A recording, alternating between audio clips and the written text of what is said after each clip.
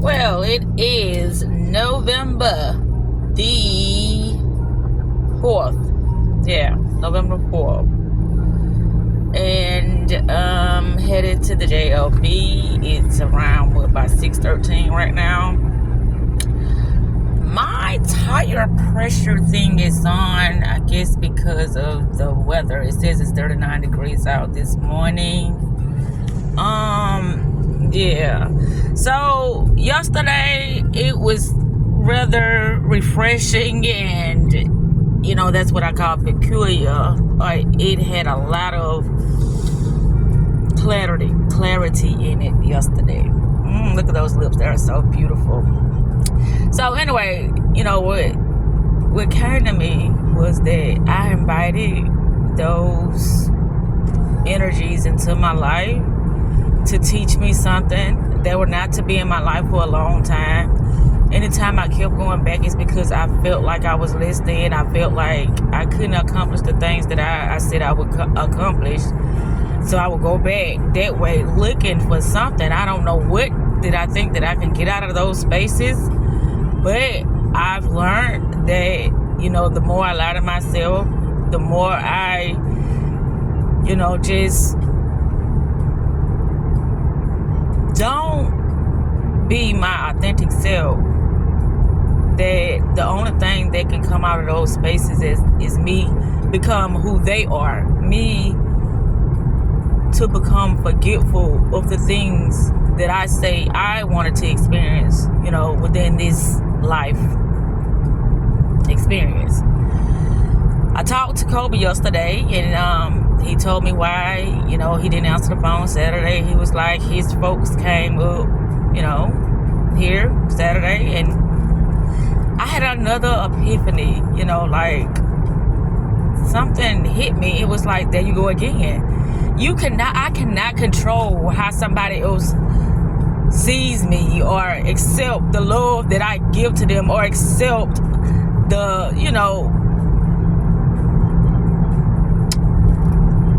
accept anything that is of my awareness. Or should I say accept anything of just my love and my compassion. People would look at me and they would think that I'm supposed to be perfect. I don't think nobody's supposed to be perfect, but here's the thing. As me being me and I see something, I try to give a helping hand, because I know with, the spaces I've been in that I did some things to myself that I have to focus on. And so when I allow myself to focus on somebody and they are not appreciative of what I'm offering them, it's such as, me trying to guide them in the right direction or in a direction that could potentially give them the support or the help that they need, then it's like I'm no longer available for those spaces anymore. So I told myself this morning it was going to be a fresh, clear slate. And what I mean by that is that, my mind tries to take me to a lot of toxic and past tense things that happened to me to focus on. And I noticed that, and I'm like, okay, well, why would we do that? But it's, when it does that, I don't try to snap it back to the present moment. I allow myself to observe those moments and, let it be what it is. I'm not going back to those spaces, which leads me to another thing. I blocked 3 people yesterday because I'm like, no. I know I'm not going back to those spaces. I know I'm not going back to those spaces. So ain't no need to allow anything to come through and distract me from what I'm about to be doing right now in my life. I'm only available, and I done said this to myself so many times, to the point that it's like, girl, stop tricking yourself. Stop talking all that foolishness to yourself. My dreams and my goals has somewhat became like a joke to myself. And the things that I allow to distract me, it's like, but that's serious. That's something you need to focus on, because you see, that has potential. But that's backwards. This is why you have to know your mind, because your mind will take you places and you won't have no idea what's going on or how to handle what's happening, and you will allow it to happen. And then once you gain back your consciousness, because a lot of time when things are happening, you are very unconscious. When you gain back your conscious, you'll be wondering what happened. Like, no, I didn't do this. Right. So that blackout stage is where a lot of things happen that people cannot remember.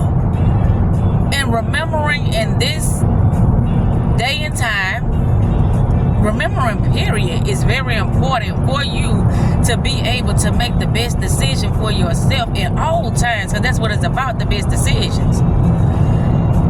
And I was just listening to something, and it was like saying your frequency, that's your success. Your frequency, that's your love. That's your guidance. That's your invitation to a lot of spaces that normally wouldn't be open. That's only if you are aware.